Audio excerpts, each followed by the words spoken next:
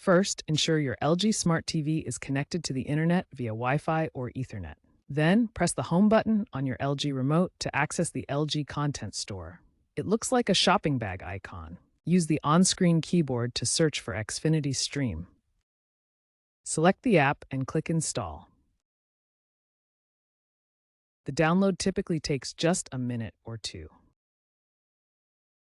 Once installed, you'll find the app on your home screen or in the App menu. This works for LG TVs from 2016 onwards running WebOS 3.0 or later, including the newest 2025 models like the C4, B4, and A4 series. Now that it's installed, let's activate it.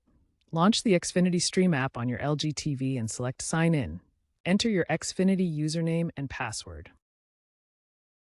Alternatively, for easier setup, use the Xfinity app on your mobile device to scan the QR code displayed on the TV screen. If prompted, visit xfinity.com/authorize on a computer or mobile device and enter the activation code shown on your TV. Confirm your Xfinity account details to link the TV.